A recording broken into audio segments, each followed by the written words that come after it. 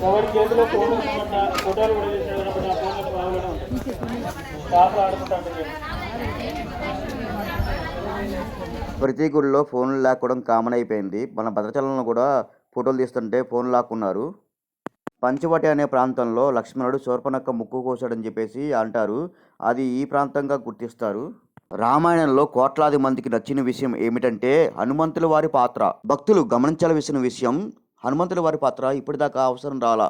ఇప్పటిదాకా రాముల వారితో అండగా ఉండి పాత్ర పోషించింది లక్ష్మణుడు.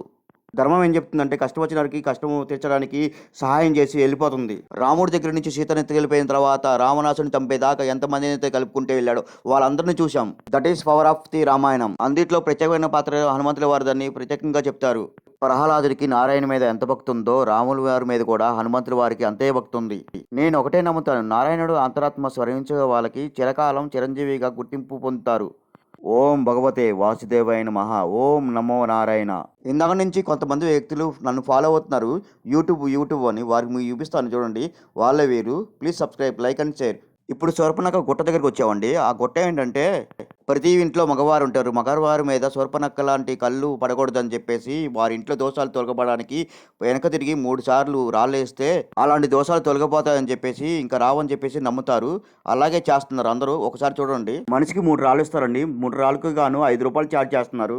ఇలాంటి నమ్మకాల విషయాలకు వస్తే పెద్దలు ఏం చెప్తే అది నమ్మాలండి. ఎందుకంటే పెద్దల మాట సద్దుమూట అంటారు. ఫ్రెండ్స్, నమ్మకం అంటే ఎందుకు నమ్మాలో చిన్న స్టోరీ చెప్తాను.